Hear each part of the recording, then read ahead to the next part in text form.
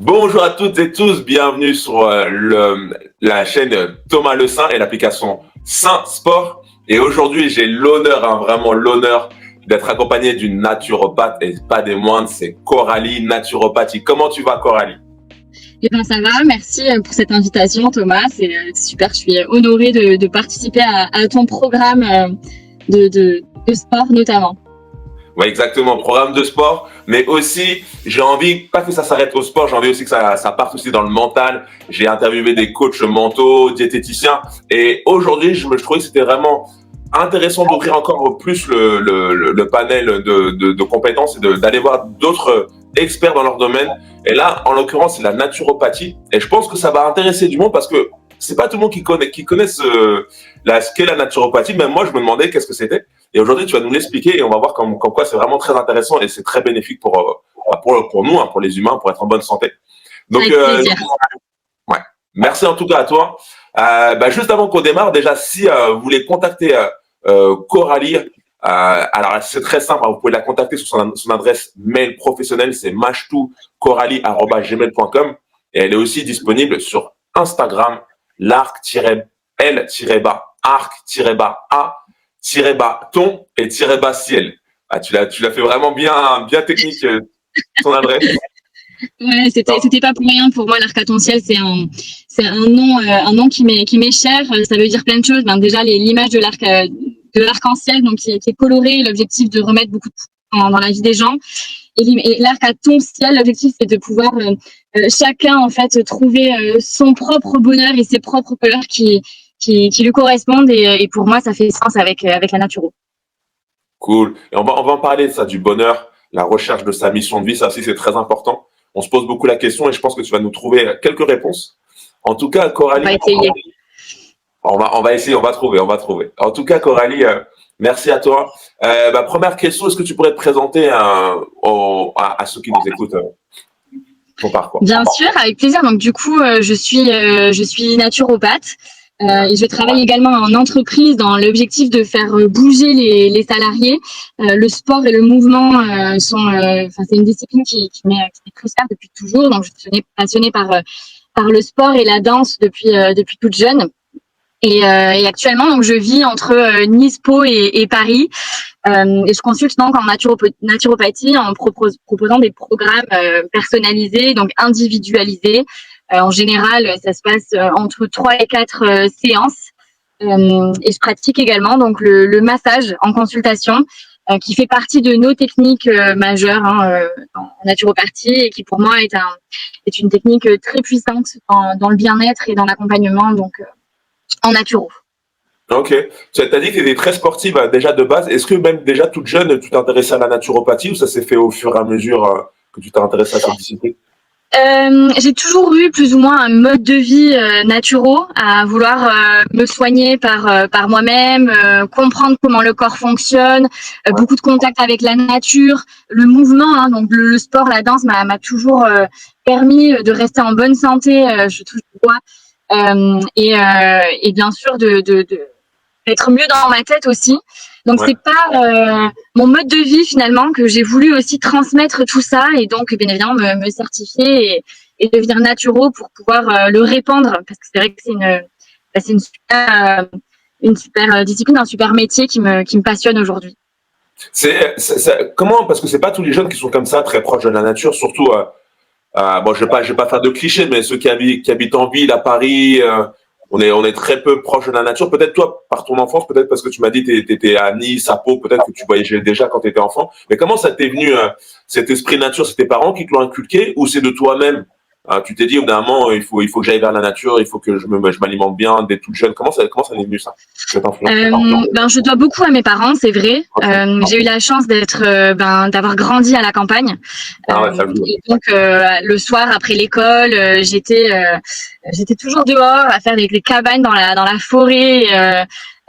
Donc ça m'a toujours, ça faisait toujours partie de mon quotidien. Pas loin des Pyrénées aussi, donc beaucoup au contact de la montagne et de la mer. Donc c'est vrai que j'ai été un peu baignée là-dedans. Et après j'ai voyagé beaucoup et notamment dans les villes et pour avoir vécu là 4 ans à Paris et j'y suis encore plus ou moins donc en ce moment je me rends compte à quel point c'est essentiel en fait pour le bien-être des gens. Il y a beaucoup de points évidemment sur lesquels on va revenir tout à l'heure, qui sont essentiels pour bien se sentir bien. Mais c'est vrai que le contact de la nature, moi je le conseille de plus en plus, et notamment depuis le plus jeune âge, parce qu'il y a des enfants aujourd'hui qui pendant toute la semaine ne voient même pas l'extérieur. Ils sont toujours enfermés, et pour moi c'est vrai que c'est une grande perte au niveau vitalité, parce que nous en naturopathie on parle beaucoup de vitalité, qui est notre énergie de base qu'on a, et comment on la dépense. Et c'est vrai que la nature nous recharge. C'est un peu le chargeur qu'on a toujours dans sa poche pour son téléphone quand il n'y a plus de batterie. Et nous, il y a plusieurs petites astuces pour ça, et la nature en fait partie. Bon, on va rentrer tout de suite dans le vif du sujet. Tu l'as déjà introduit. Bon, qu'est-ce que la naturopathie? En gros, qu'est-ce que c'est? Alors, comme tu disais, souvent on ne sait pas trop ce que c'est, et on a souvent tendance à résumer ça par les plantes. C'est souvent ça. Sauf que les plantes, un peu cliché, mais c'est vrai qu'on s'en sert. On s'en sert parce que ça fait partie de ce que la nature nous a donné pour pouvoir aller mieux. Et c'est vrai qu'aujourd'hui, tous les principes actifs des médicaments sont souvent tirés des principes actifs des plantes. Donc, et le problème, c'est qu'aujourd'hui, on les oublie. Donc, ils font partie de nos programmes qu'on va proposer. Mais à la base, la naturopathie, c'est vraiment une pratique qui, pour tous ceux qui s'intéressent, va viser à redonner les clés et le pouvoir au corps de s'auto-guérir, comme on dit, et pour que le corps puisse fonctionner de manière optimale. Et dans notre manière de vivre en Occident aujourd'hui, c'est vrai qu'on donne un peu du fil à retordre à notre corps par tout notre style de vie. Donc, comme tu le disais, on est coupé de la nature quand on est en ville, entouré de béton. On est souvent assujetti au stress par déjà notre vie personnelle qui est beaucoup plus compliquée qu'avant, avec la recherche de potentiels partenaires qui devient toute une histoire. Les familles recomposées, dans le professionnel, le stress du travail, la pression des chiffres, pouvoir faire toujours plus, monter les échelons. Enfin voilà, dans une société où il y a quand même beaucoup de stress au quotidien, et c'est vraiment le grand fléau. Une alimentation qui est très industrialisée aussi. On est très loin de comment manger nos ancêtres, et donc ça c'est aussi ce qu'on vise nous avec la naturopathie, à remettre beaucoup de naturel dans l'alimentation. Une grande lutte contre la sédentarité, et ça je sais, pour le coup Thomas, on a beaucoup de points en commun là-dessus, parce qu'avec le mouvement et la pratique sportive, c'est ce quoi on lutte, cette fameuse sédentarité au quotidien. Et un sujet qui me passionne aussi beaucoup, et j'en fais mon combat, c'est le manque de sommeil, ou alors le sommeil qui est assez irrégulier chez la plupart des personnes. Donc voilà, ça fait partie des grands piliers de la naturopathie, et sur lesquels on va pouvoir s'appuyer pour travailler au quotidien. Donc comme je le disais, ça se déroule en 3-4 séances en général, espacées à peu près de 1 mois. Et donc voilà, on redonne un peu tout un programme holistique. Je sais que ça te parle aussi beaucoup, Thomas, cet angle de vue holistique, donc qui prend en compte tout ça pour aller mieux. Ouais. Exactement, et c'est exactement ça la naturo, c'est qu'on prend en compte tous les plans en fait de l'être. Et donc mon métier c'est ça, c'est vraiment de redonner les clés pour retrouver une hygiène de vie favorable à la santé et de manière individualisée. Et ce que j'aime bien dire aussi, c'est qu'on travaille de plus en plus en collaboration avec les médecins. Et ça s'appelle la médecine intégrative. On a eu l'occasion d'échanger un peu ensemble à ce sujet. Et pour moi, on ne peut pas travailler l'un sans l'autre. C'est-à-dire qu'on a évidemment besoin de la médecine qui, eux, s'occupent du symptôme, de l'urgence, et en parallèle donc de différentes pathologies parfois. Et nous, on va travailler sur le terrain, et comment accompagner le mental, comment faire bouger ou pas la personne qui consulte. Qu'est-ce qu'on peut lui donner aussi avec certaines plantes, en accord bien évidemment avec les médecins, les traitements. Donc voilà, ça c'est déjà des choses qui se pratiquent en Allemagne, en Suisse, beaucoup au Canada, et qui arrivent petit à petit en France, cette notion de médecine intégrative, et de bosser en fait tous ensemble. Tu penses, parce que là je t'écoutais, ça paraît tellement complet le programme, que 3-4 séances, j'ai l'impression que c'est pas assez pour une personne qui est stressée de la vie, qui a du mal avec ses relations, qui vit en pleine ville, zéro nature. Il lui faut plus de 3-4 séances. 3-4 séances, c'est juste un apéritif. Alors, il est vrai que ça dépend des profils. Mais nous, notre objectif, c'est de ne pas créer de dépendance avec les personnes qu'on consulte. Ah, okay. C'est-à-dire que comme je le disais, nous, on va donner les clés, accompagner. Et effectivement, parfois, on a besoin de plus de séances pour changer. On va reparler un petit peu des habitudes après, mais on a besoin potentiellement de plus de 4 séances pour avoir vraiment des habitudes qui s'ancrent en nous, etc. Puisqu'il y a des choses qu'il faut changer et des automatismes à créer. Mais l'objectif, c'est de rendre indépendants en fait les personnes qui nous consultent pour qu'ils puissent encore une fois redécouvrir leur potentiel d'auto-guérison et de s'écouter et de comprendre les besoins du corps qui nous envoient des signaux tout le temps. Tu vois, par exemple, des choses qui peuvent paraître logiques, mais quand on rentre dans une pièce et tout de suite, on n'est pas bien, on transpire, on a mal au ventre, et le contact de certaines personnes nous rend mal à l'aise, etc. Et bien parfois, on va quand même aller, à l'encontre de tous ces signaux du corps qui, lui, c'est mieux que nous, en fait, ce qui est bon pour nous. Et l'objectif, c'est de pouvoir redonner, en fait, à toutes les personnes qu'on consulte ces clés-là pour qu'ils puissent mieux s'écouter et apprendre à se connaître. Et nous, on est toujours là en backup, évidemment, mais voilà, cet objectif d'indépendance, il est très important dans la naturopathie. Tout naturopathe, évidemment, qui voudra créer cette dépendance-là, pour moi, c'est pas l'essence de la naturo. C'est pas comme ça que je travaille, en tout cas. Ok. Par exemple, une séance, quelqu'un est intéressé pour faire une séance avec toi, d'ailleurs, pour te contacter. Je remets ton contact, hein, c'est sur email, c'est machtoukorali@gmail.com. Sur Instagram, c'est l'art à ton ciel. Et donc, on va dire, cette personne, elle est intéressée. Comment ça se déroule un peu? Tu peux nous faire un peu les grandes lignes d'une séance de naturopathie avec Coralie? Comment ça se passe, en fait? On est allongé, on discute. Comment on peut se faire une idée de c'est quoi une séance de naturopathie avec toi? Ouais, concrètement, il y a 3 étapes dans la première séance qui est la plus longue. Hein, on appelle ça le bilan naturopathique. Ouais. Donc, elle va durer à peu près une heure et demie.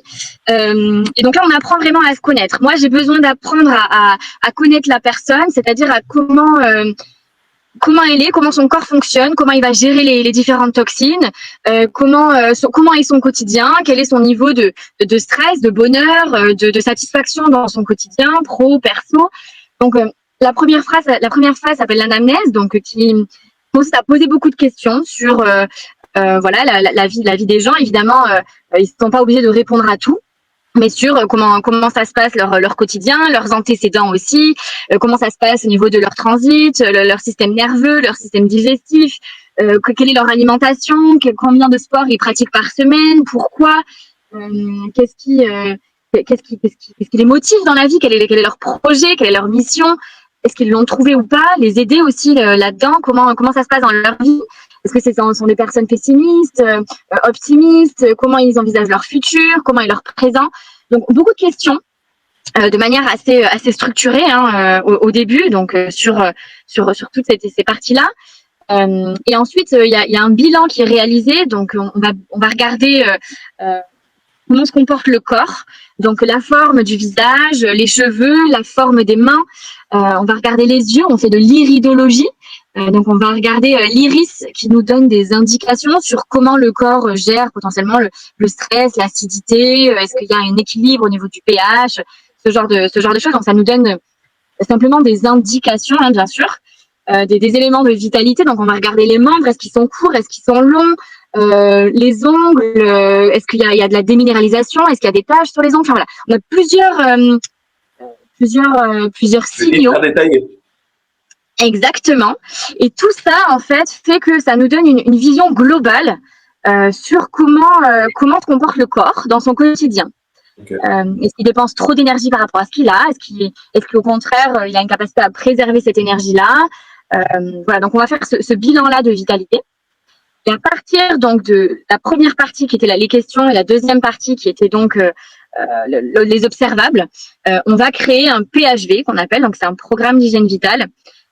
Et donc c'est commencer ce programme-là. Et donc là, on va rendre un document écrit sur lequel on va proposer des changements sur plein d'axes différents. Et donc nos 3 principaux axes sont l'exercice physique, d'où évidemment notre collaboration avec Thomas, puisque moi je suis pas coach sportive, mais j'ai besoin donc de personnes comme Thomas pour accompagner les gens de manière beaucoup plus professionnelle, bien sûr. Mais donc moi mon travail c'est vraiment de les sensibiliser à l'importance de l'exercice physique. l'alimentation et le troisième volet qui est le mental. Donc comment tu te sens dans ta tête. Et donc sur ça on a plein d'outils aussi, hein, donc qui est la pensée positive, la sophrologie, la méditation, le yoga, hein, qui est à cheval entre le mental et la pratique physique aussi. Donc ça c'est nos 3 principaux piliers.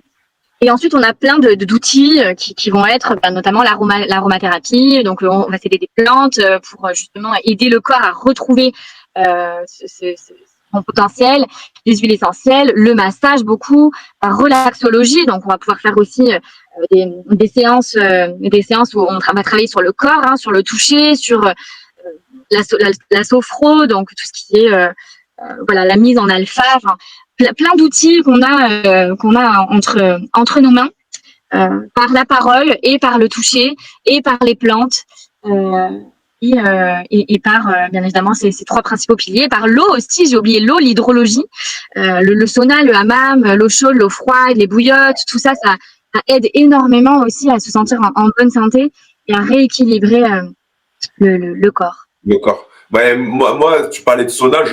Maintenant, je suis devenu un fan du sauna. J'ai la chance dans les salles. Dans les salles dans lesquelles je travaille, à chaque fois, il y a un sauna, donc j'en profite. Après une bonne séance, je fais mon cardio, ensuite mon sauna.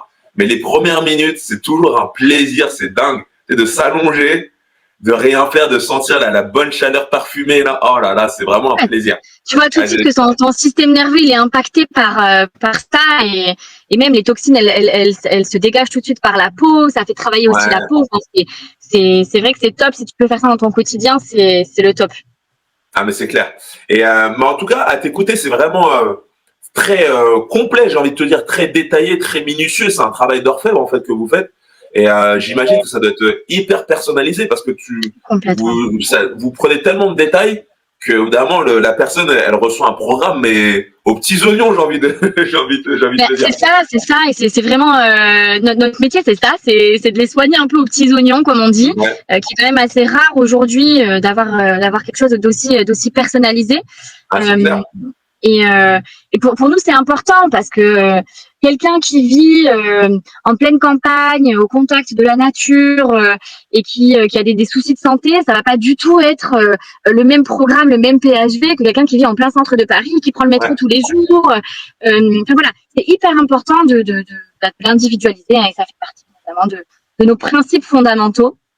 Et j'ai préparé aussi une petite liste qui est non exhaustive, mais d'exemples en fait de personnes qui viennent nous voir avec des motifs de consultation, parce que peut-être que les personnes qui vont visionner cette vidéo vont se dire pourquoi en fait aller voir un naturo, mais ça peut être peut-être qu'elles vont se sentir au contraire, peut-être qu'elles vont se sentir correspondre au profil de personnes que tu vas nous citer.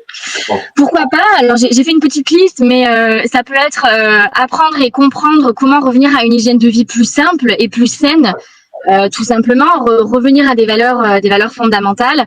Nous on traite beaucoup on accompagne les troubles chroniques en général. Donc la chronicité, c'est quand il y a des douleurs qui sont là et qui sont pas forcément soignées par l'allopathie. Donc nous on ne soigne pas, hein, on accompagne. Donc comment se sentir mieux avec les troubles comme ça qui sont chroniques. Il y a plein de gens qui vraiment donc dans le digestif qui n'arrivent pas à trouver le pourquoi ils n'arrivent pas à bien digérer, pourquoi ils ont des ballonnements, pourquoi ils ont des gaz, pourquoi ils ont un ventre, on dirait que c'est des femmes enceintes. Et ça, c'est très problématique aujourd'hui. Donc, c'est vrai qu'on récupère pas mal de personnes comme ça qui sont un peu désespérées par la chronicité, tout simplement. La gestion du poids, c'est vrai que toi aussi, tu es confronté pas mal à ces personnes. Thomas, D'ailleurs, j'allais te poser une question tout à l'heure. On va parler de ça plus spécifiquement. Ouais, complètement. La gestion du poids, mais ça peut être comme la perte de poids, comme la prise de poids aussi, hein, qui peut être tout aussi complexe. Beaucoup de consultations pour le stress, les angoisses, donc des personnes qui font des crises d'angoisse liées ou non à des événements, l'anxiété aussi, les troubles du transit, difficultés donc de digestion, des troubles gastriques, les troubles du comportement alimentaire aussi, donc qui est pas quelque chose de facile à gérer, l'accompagnement pour la grossesse. La conception aussi d'un enfant, donc j'accompagne aussi des couples pour leurs problèmes de fertilité aussi, ou alors mieux préparer l'envie d'avoir un bébé. quelques problèmes de peau, donc psoriasis, eczéma, acné, l'alimentation des enfants aussi. Donc voilà, c'est non exhaustif, mais on peut bien évidemment accompagner les personnes dans tout type de problématiques. Et ce qui est bien, c'est qu'on peut évidemment aller rediriger aussi en fonction des problématiques vers d'autres thérapeutes qui sont aussi complémentaires.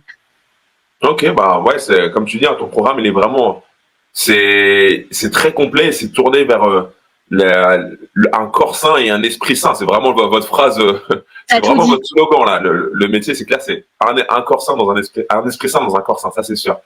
T'as tout dit, et nous, on peut pas travailler sans vous aussi. C'est ça qui est, c'est ça qui est bien, c'est que un coach qui est à l'écoute et qui sait donner des programmes spécifiques en fonction des besoins, c'est super. Mais comme tu as dit, bah, je reprends par exemple l'exemple des problèmes gastriques, de ballonnement, de constipation, tout ça. Et en fait, ces personnes, ça peut arriver à tout le monde, hein, même moi aussi, des fois, ça m'arrive beaucoup d'être super sensible à tel type d'aliment. Et évidemment, en fait, faut devenir un peu comme ton métier, il faut devenir de plus en plus pointilleux et arriver à comprendre, ok, qu'est-ce que j'ai mangé hier qui pourrait être susceptible de m'avoir donné mal au ventre. Évidemment, il faut vraiment se concentrer et écrire et arriver à comprendre exactement c'est quel aliment. Et après, on le trouve. Moi, je sais, par exemple, tout ce qui est pain, laitage, ça peut causer des problèmes. Par exemple, j'adore les fruits secs. Et avant, j'adorais les mélanger, tu sais, les cacahuètes et le raisin sec. Ouais. Et j'avais des ballonnements. Et au bout d'un moment, j'ai commencé à comprendre qu'en fait, c'est le raisin sec qui me donne ces ballonnements. Et pourtant, j'adore ça. Et tu vois, c'est plein de petits détails comme ça, évidemment, que tu arrives à comprendre et il faut retirer, quoi. Et ben, c'est pour ça qu'on essaie de passer aussi l'alimentation au peigne fin. De savoir vraiment qu'est-ce que la personne elle mange pour comprendre. Et parfois, ben, ça prend 4 séances à comprendre parce que c'est un travail entre la personne qui consulte et nous. Et évidemment, ben, plus la personne va être honnête sur son mode de vie, ce qu'elle mange, parce que parfois on consulte un naturopathe en disant oh là là, j'ose pas trop lui dire que tous les matins je prends 3 tartines de Nutella, mais en fait, bien sûr, si, faut le dire. Ça fait partie du quotidien et nous, on a besoin de le savoir. Et plus on est proche de la réalité, plus notre programme, notre PHV sera efficace en fait. Ok.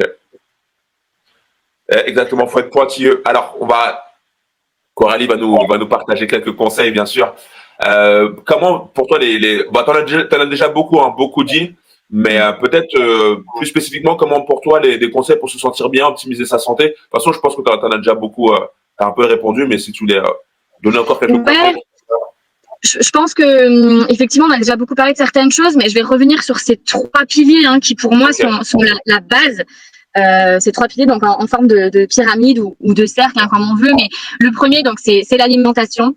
Se rapprocher le plus possible donc d'une alimentation qui est naturelle.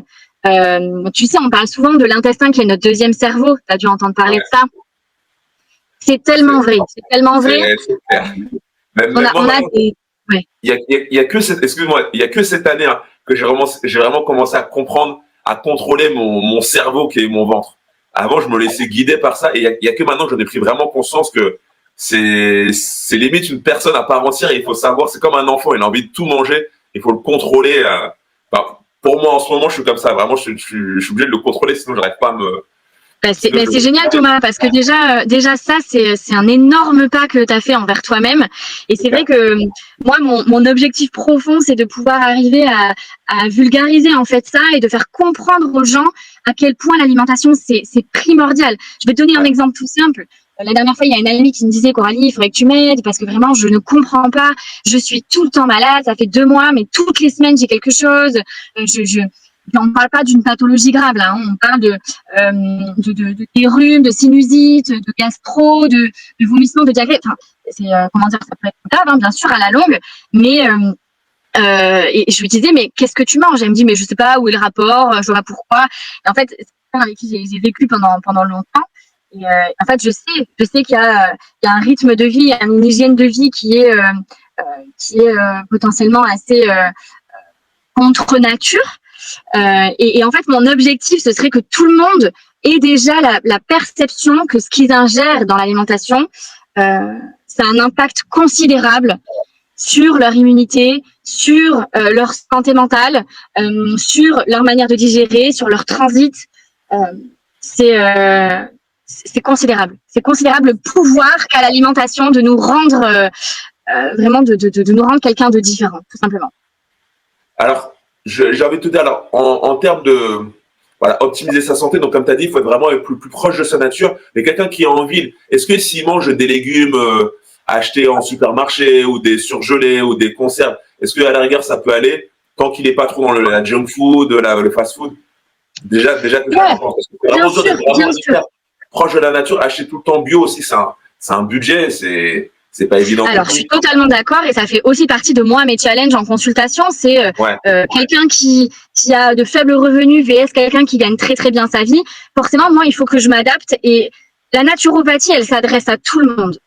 Elle s'adresse à tout le monde et elle est pas, c'est pas quelque chose d'inclusif. Au contraire, moi, mon objectif, c'est d'arriver à ce qu'elle soit vulgarisée.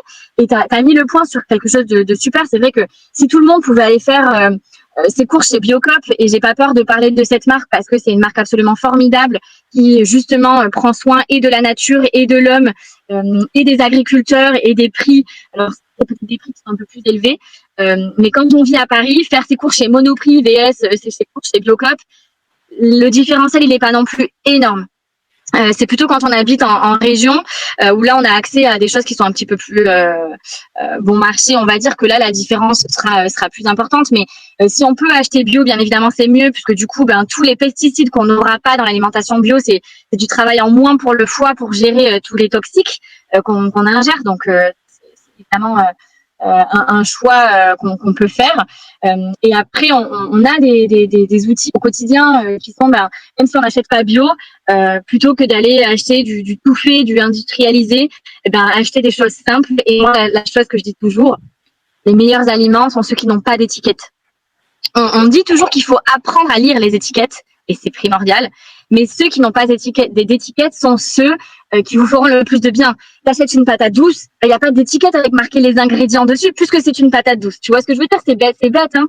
Mais c'est un raisonnement qu'on devrait tous avoir. Et pour moi, les fruits et les légumes, manger les 5 fruits et légumes par jour, c'est pas un mythe. Le gouvernement nous le rappelle à maintes et maintes reprises. Et il faut vraiment s'en inspirer. Et comme tu parlais aussi du surgelé, moi je suis assez fan de ces légumes surgelés qui ne sont pas cuisinés, ça c'est important. On trouve aujourd'hui dans les grandes marques de surgelés tout un rayon bio qui sont pas très chers et qui pour moi sont intéressants à avoir toujours dans le congélateur. Il faut savoir que les légumes congelés gardent plus de nutriments que ceux qui sont en boîte. Par exemple, si on doit faire un choix entre des haricots en boîte vs des haricots surgelés, il vaut mieux les prendre surgelés. Ok. Parce qu'ils sont tout de suite surgelés après avoir été récoltés. Et pour le coup, évidemment, le frais restera la première intention et ce qu'on choisira le plus. Mais quitte à choisir, il vaut mieux avoir donc des légumes surgelés bio toujours dans son congélateur pour quand on a un peu la flemme, qui est aussi le fléau du siècle, de cuisiner, on puisse sortir facilement quelque chose à mettre dans un cuit-vapeur ou à la poêle facilement pour pouvoir mieux s'alimenter. Mais oui, Thomas, la réponse à ta question, c'est quand on est en ville, on peut aussi faire les choses bien. J'avais un petit détail, parce que tu as parlé tout à l'heure de l'eau. Je voulais juste que tu me donnes ton avis. Pour toi, l'eau en bouteille, est-ce que tu préfères l'eau en bouteille ou l'eau du robinet, l'eau en carafe? Alors, c'est une très bonne question. Aujourd'hui, c'est un peu notre... Ouais, en fait, c'est un peu, notre combat aujourd'hui, parce que les bouteilles en plastique, donc c'est mauvais pour la planète, pour l'écologie, etc.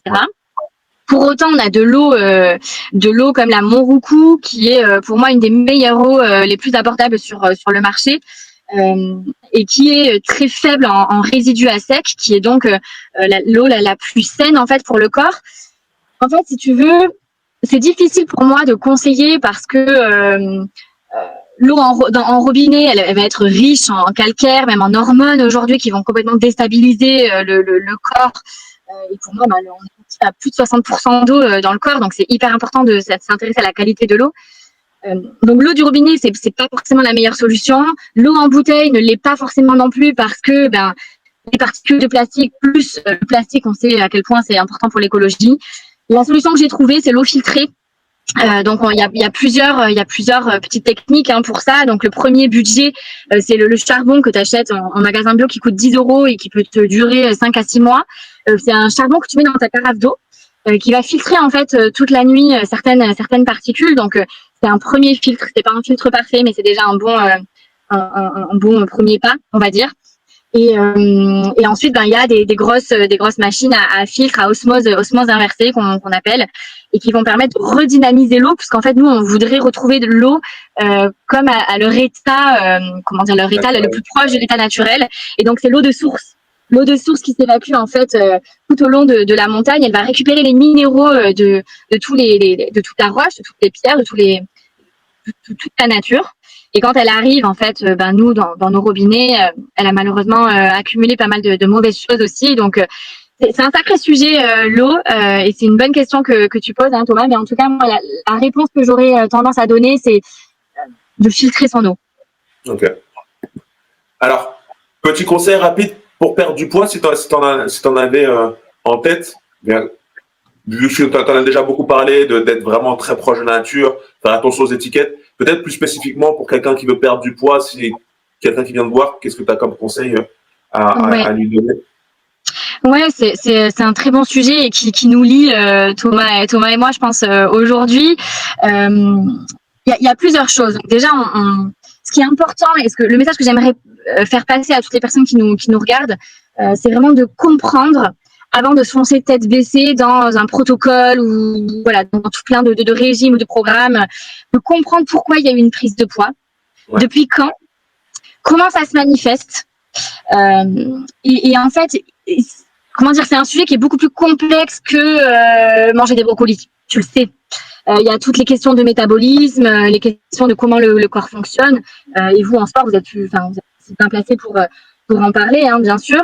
Et c'est très lié au psychique, mais il peut y avoir aussi des dysfonctions physiologiques. Donc, c'est ça qu'il faut essayer de comprendre. Et moi, ma mission, c'est ça, quand quelqu'un vient de me voir pour des problèmes de poids, c'est comprendre pourquoi, comprendre depuis quand, comprendre est-ce que ce sont des troubles du comportement alimentaire, donc qui est lié au psychique, qui fait que, est-ce qu'il y a une maladie derrière aussi, qui fait que, est-ce qu'il y a une prise de médicaments, tout ça c'est très compliqué et je pense encore une fois que c'est important d'individualiser tout ça. Mais sur les grands principes que je pourrais citer, c'est le sommeil, donc dormir au moins 8 heures par nuit. Très important puisque pendant le sommeil, donc on régule en fait le corps, le corps il va prendre tout ce qui s'est passé dans la journée et donc réparer le corps, c'est très important. Donc un sommeil de mauvaise qualité ou d'une durée trop insuffisante va empêcher en fait le corps de se réguler et donc de perdre du poids. Dormir avant minuit, toutes les heures avant minuit donc sont beaucoup plus récupératrices aussi et ça c'est pas un mythe, donc très important. Manger les aliments au plus proche de leur état naturel, donc ça on en a déjà parlé, et s'alimenter en fait comme on alimenterait notre enfant de 2 ans. Globalement, c'est un peu l'idée que j'ai envie de faire passer, c'est-à-dire que est-ce que ton enfant qui est quand même assez fragile, n'a pas encore toutes ses fonctions physiologiques tout bien déjà délimitées, etc. Est-ce que tu aurais envie de lui donner l'alimentation que toi tu te donnes à toi? C'est-à-dire qu'un enfant ça va passer par, on a envie de leur donner le meilleur. En général, on n'achète pas bio pour nous, on achète pour nos enfants. On n'achète pas frais pour nous, on achète pour nos enfants. Donner des soupes, donner des purées, prendre le temps de cuisiner, donner de la viande de qualité et pas tous les jours. Alterner avec des petits poissons gras qui sont riches en oméga 3, leur donner des huiles qui sont de qualité aussi dans l'alimentation. En fait, se mettre dans la tête que pourquoi on a envie de donner le meilleur à nos enfants et pas à nous-mêmes. Ouais, c'est vrai. Tu vois? Et ça, c'est ça touche forcément en plus peut-être les parents, mais pour même ceux pour qui n'ont pas d'enfants, je trouve que c'est bien de se mettre dans ce mindset-là et de se dire, ok, alimente-toi comme si, évidemment en adoptant les quantités, on est bien d'accord avec ça, mais voilà, en termes de qualité, de se mettre ça dans la tête, et puis encore une fois, bouger. Le corps ne peut pas éliminer que ce soit les calories, les toxiques, les kilos en trop, les graisses en trop, s'il n'y a pas de mouvement. Un corps qui stagne, c'est un corps en mauvaise santé. Un corps qui est froid, c'est un corps en mauvaise santé. Bouger, redonner de la chaleur, redonner du mouvement au corps, c'est primordial. Et prenez les programmes de Thomas pour ça qui vont vous aider. C'est la base de la santé, c'est la base. Le mouvement, c'est la base. Et quand on repense à nos ancêtres qui marchaient des kilomètres, des kilomètres, bah oui. On est d'accord. Donc, et à l'époque, il n'y avait pas d'obèses, hein, je pense pas. Il n'y avait pas de personnes en surpoids, il n'y avait pas de. Non, Ouais, non, c'est complètement. notre mode de vie qui nous a rendu comme ça. C'est exactement ça. Et aujourd'hui, il faut aller à l'encontre de ça. Et moi, je dis que tu as bien vu dans mon discours, il faut écouter son corps, les signaux qu'il nous envoie. Mais s'il y a bien une fois où il faut pas écouter son corps, c'est quand le mental, il te dit, ah non, j'ai la flemme, je reste sur le canapé. Ouais. C'est le cerveau reptilien, ça, c'est ça, c'est le cerveau C'est ça. qui veut nous tenir en sécurité, en fait, qui C'est évite ça. les zones de risque et qui nous oblige à rester dans notre zone de confort. Mais en fait, il faut aller au sport, il n'y a même pas besoin de motivation, c'est juste une habitude à prendre. Des fois, il y a des jours où on est motivé et c'est bien, c'est un peu le beurre sur les épinards, mais la plupart du temps, on n'est pas motivé. Hein. Moi, j'ai fait ma séance de sport ce matin, j'étais pas forcément motivé. C'est qu'à la fin que je me suis senti bien, mais depuis du début jusqu'aux les 15-20 premières minutes, j'étais pas forcément motivé. Hein. Eh bien, t'as tout dit, et je pense vraiment que c'est la seule chose et la seule discipline pour laquelle il ne faut pas s'écouter. Ça doit être ancré dans l'agenda et ça doit pas dépasser, enfin, comment dire, le mental ne doit pas influer là-dessus. C'est-à-dire que c'est prévu, tu mets tes baskets et t'y vas. Et quelle que soit l'activité d'ailleurs, on ne doit pas se forcer à aller à la salle de sport si c'est pas ce qui nous fait vibrer. Ça peut être faire du tango 4 fois par semaine, ça peut être aller nager, ça peut être faire du squash, faire du paddle, de la danse. Il y a tellement d'activités qui existent.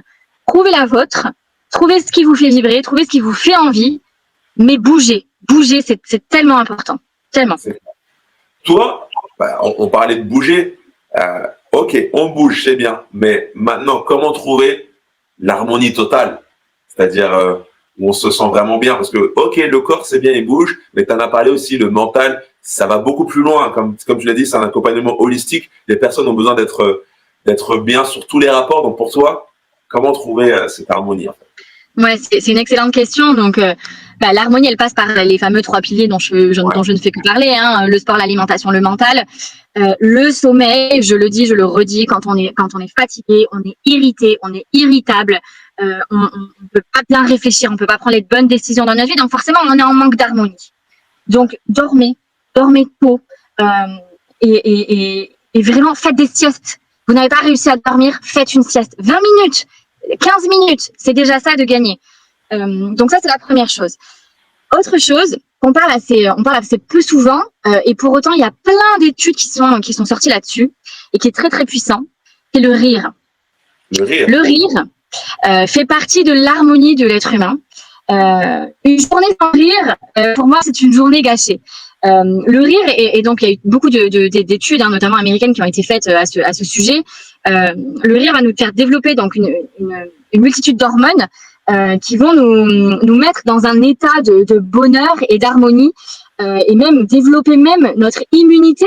Donc grâce au rire, on est beaucoup plus résistant à notre entourage, qui nous entoure, etc. Et être beaucoup plus positif. Et donc ça passe aussi par l'entourage. C'est-à-dire que l'entourage, donc les gens, on est la somme des 5 personnes qui nous entourent, on le sait. Donc entourez-vous des bonnes personnes, entourez-vous des personnes positives, faites des choix dans votre vie aussi, et riez beaucoup, et ça passe aussi par ce que vous regardez à la télé, ce que vous regardez sur vos réseaux sociaux, les conversations que vous emmenez aussi dans votre cercle social. Il est évident que parler des problèmes du quotidien, c'est important, mais riez et vous verrez que l'harmonie sera aussi beaucoup plus dans votre quotidien. Le contact avec la nature.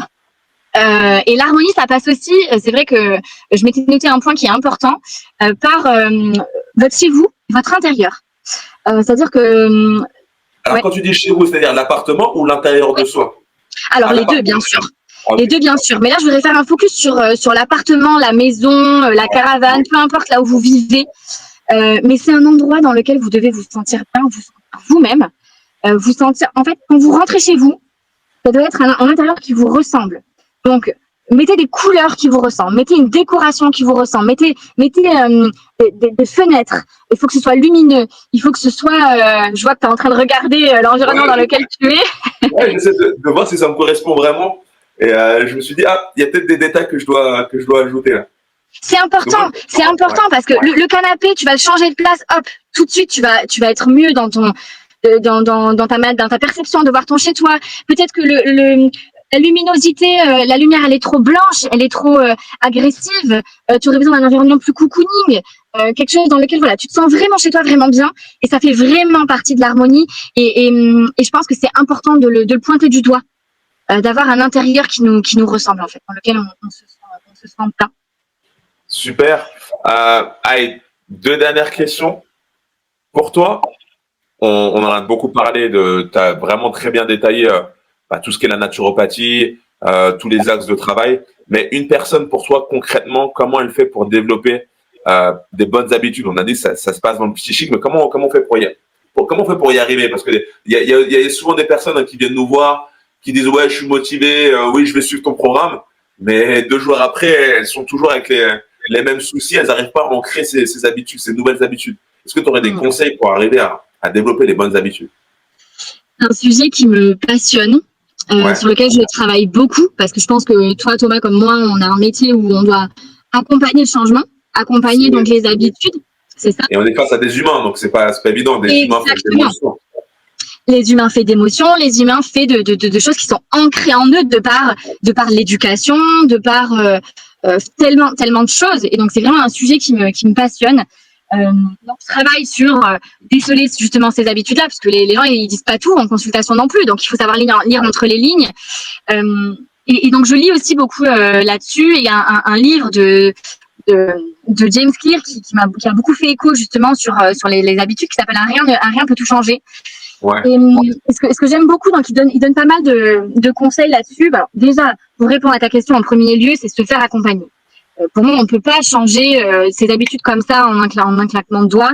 Et c'est pour ça que vous existez, hein, les coachs sportifs.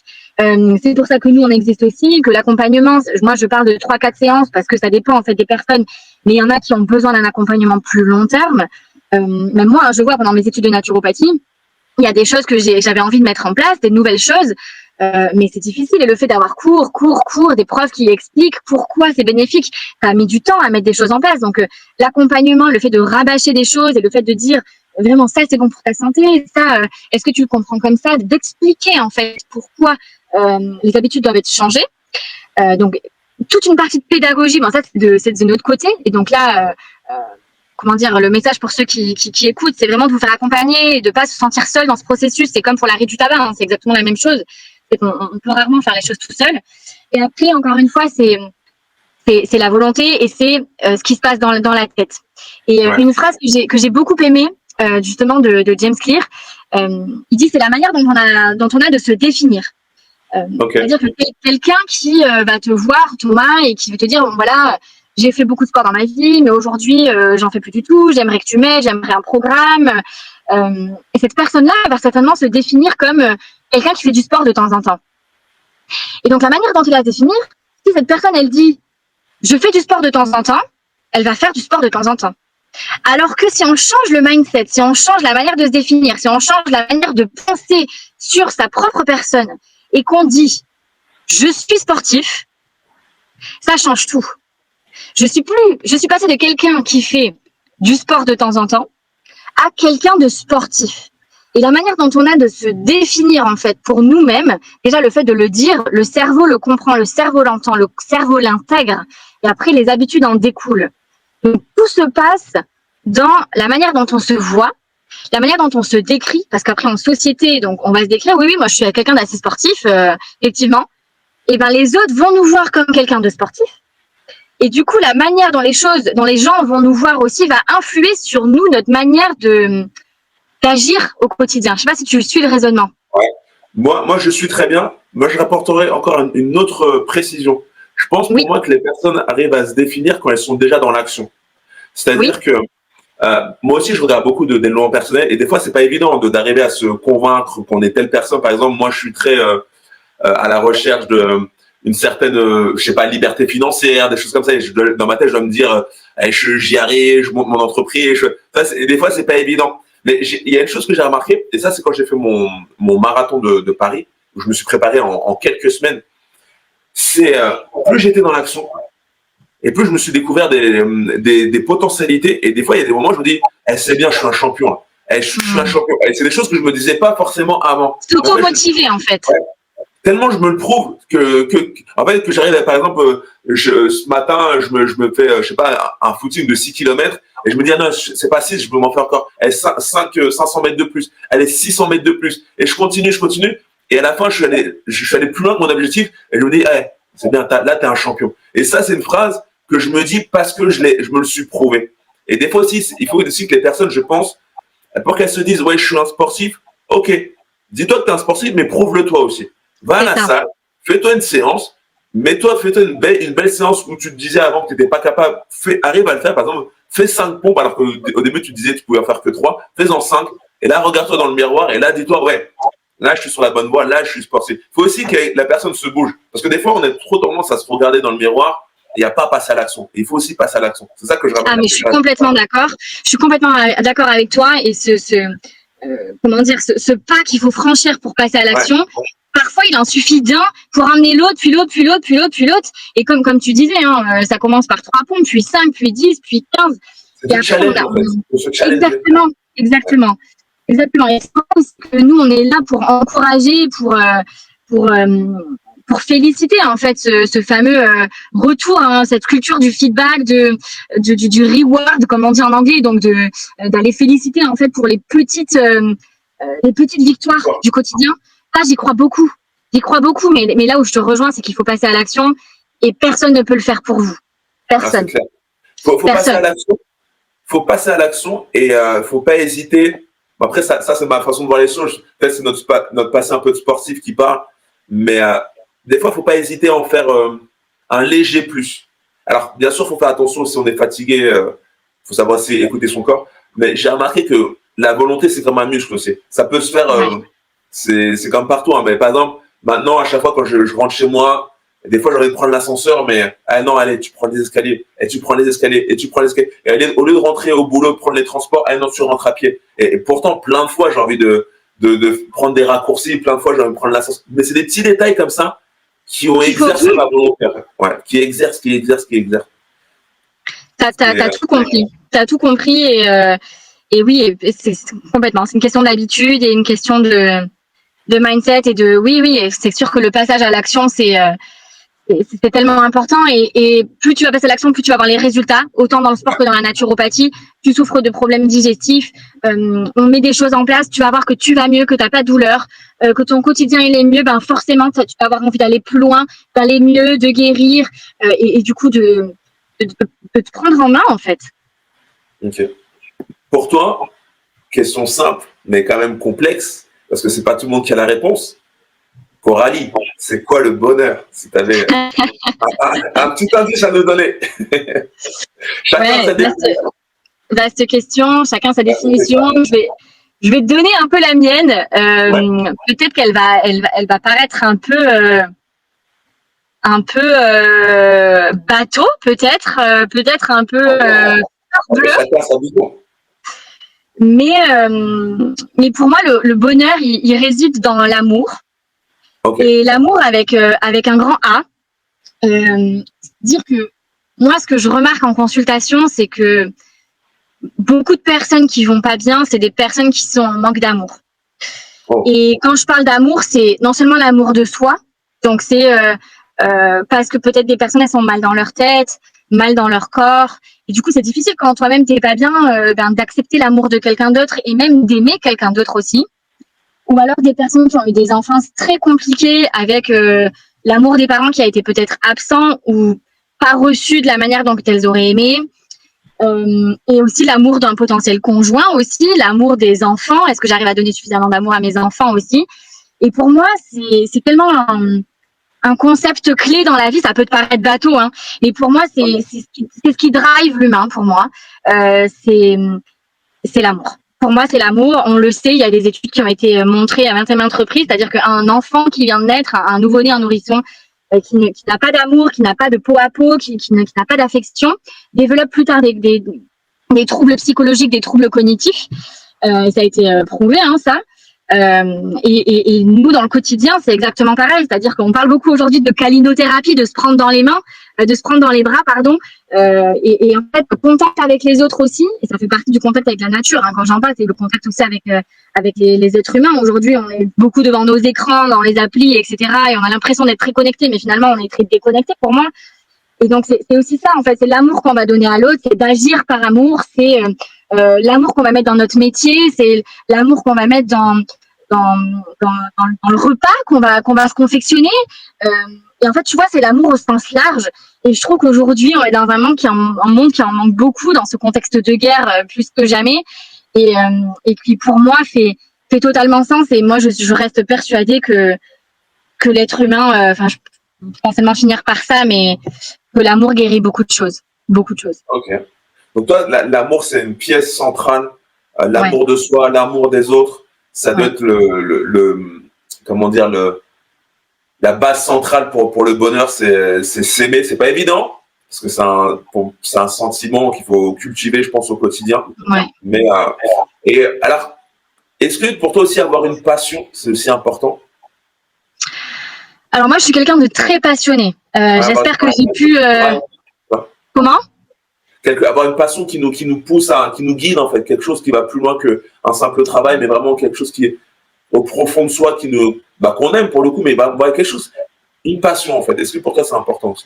Pour moi, c'est primordial. Mais ça peut être différent du travail. C'est-à-dire qu'il y a des gens qui ont un travail purement financier et qui sont OK avec ça.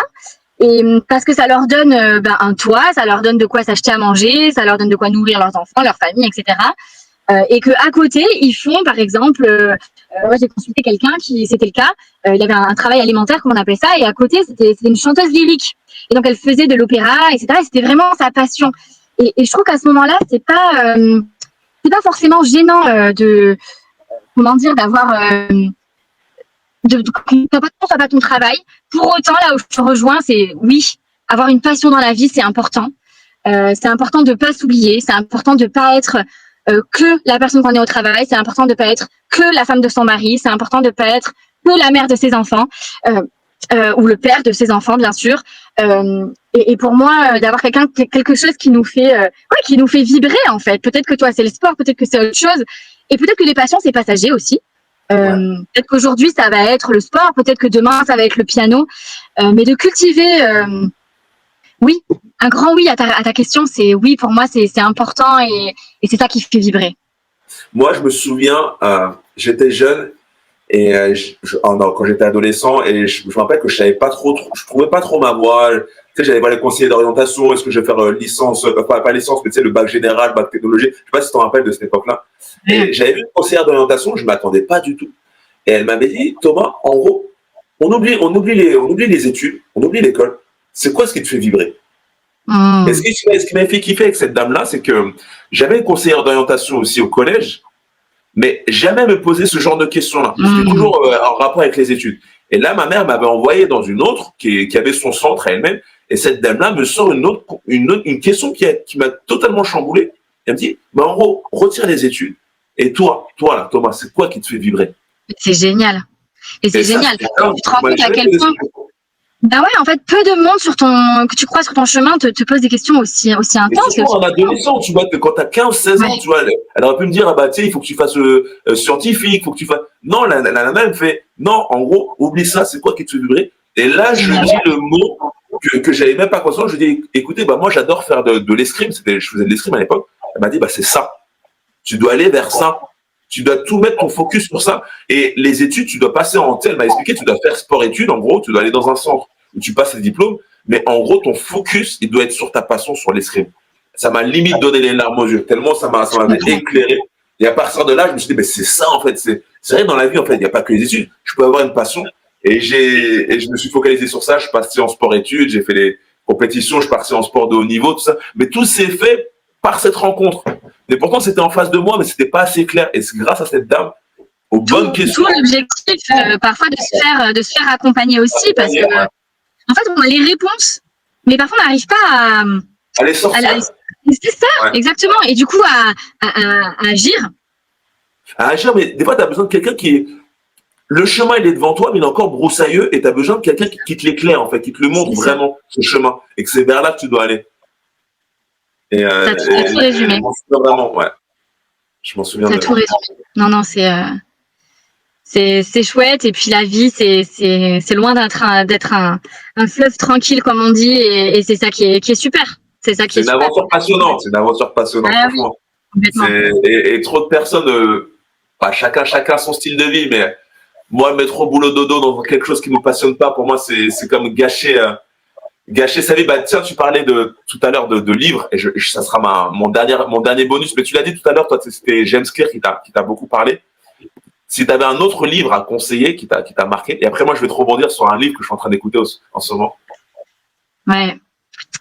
Je vois très bien la couverture. Alors, laisse-moi une seconde parce que je me souviens pas comment il s'appelle. En attendant, moi, je suis en train de lire le livre audio qui s'appelle La loi 20-80, la loi de Pareto. Et on en parle beaucoup de cette loi, comme quoi 20% de nos actions nous rapportent 80% du résultat. Mais ça va beaucoup plus loin. Et il y a aussi sous cette notion du bonheur. Et il disait que dans la vie de la plupart des gens, il n'y a que 20% de moments dans toute une vie où on a été réellement dans le bonheur et 80% dans une vie monotone qui ne correspondait pas. Et il disait en fait, il faut prendre conscience. Et c'est pour ça aussi, c'est un peu ce que tu fais avec la naturopathie, être vraiment détaillé, pointilleux sur sa vie et prendre conscience des moments où on a vécu le bonheur, des moments où on était bien, des moments où on était en joie, et de axer sa vie vers ces points-là et de réduire drastiquement les moments où on n'est pas dans la monotonie, où on fait un travail qui nous plaît pas. On peut arriver à gagner de l'argent sans forcément faire un travail qui nous plaît pas. On peut faire un travail qui nous plaît, qui nous passionne, mais pour ça, il faut se connaître, il faut poser les bonnes questions. Exactement. C'est un travail d'introspection. Tu peux rappeler le nom de ton livre ? C'est un livre audio que je suis en train d'écouter qui s'appelle La loi de Pareto 20-80. Je l'écoute sur YouTube, sur la chaîne YouTube qui s'appelle Entrepreneur Impact. Et j'aime bien parce qu'il faut connaître des livres audio. Tu sais, ils utilisent une voix artificielle pour pas se faire avoir pour les droits d'auteur, je pense. Mais en tout cas, si t'as l'occasion, on va dessus. À chaque fois que je mange mon repas, je me mets un livre audio de Entrepreneur Impact. C'est chouette. Trop bien. Et ben moi, un livre aussi qui m'a marqué, j'ai retrouvé le nom, c'est L'homme qui voulait être heureux de Laurent Gounel, qui est un peu dans le développement personnel aussi, et très très intéressant de se rendre compte de plein de choses aussi, et qu'on a les clés en nous et qu'en fait on a du mal à passer le cap pour avoir une vie qui nous correspond vraiment, dans laquelle on se sent pleinement nous-mêmes. Et ça, c'est important. C'est important. On a les clés. Maintenant, il faut trouver les bonnes portes, ouvrir les bonnes serrures, et après, ça sera bon. C'est une recherche perpétuelle. C'est une recherche perpétuelle, et un message d'une amie très proche qui me dit souvent n'oublie jamais qu'on est de passage sur cette terre, quelles que soient les croyances de toutes les personnes qui nous écoutent. Je pense que personne n'est persuadé de ce qui nous attend après. Donc, faisons du moment présent quelque chose de formidable, et rions. Bon, on va terminer sur ces belles paroles et sur ton sourire, Coralie. Merci à toi, en tout cas. Merci beaucoup, Thomas. Merci à toi. Donc, on peut te contacter. Donc, vous avez vu, elle est vraiment très généreuse. Elle nous a parlé de sa philosophie de vie, de la naturopathie. Donc, si vous vous posez des questions, je pense qu'elle y a répondu. Sur Instagram, vous pouvez la suivre. C'est l'arc à ton ciel. Il y a des tirets bas entre chaque mot. Également, sur mail professionnel, si vous voulez la consulter pour faire des séances de naturopathie, c'est machtoucoralie@gmail.com. Peut-être tu veux rajouter un contact ou c'est suffisant les deux adresses? Oui, n'hésitez pas à me contacter par mail, il n'y a pas de souci, ou sur mon Insta, vous verrez mes différents petits posts en relation avec tout ce qu'on a parlé. Et ensuite, on s'organisera pour échanger de vive voix. Super. En tout cas, merci à toi, Coralie. Merci beaucoup. Et au plaisir d'échanger. Merci à toi. À la prochaine pour un prochain épisode et encore plus de contenu. Merci Thomas.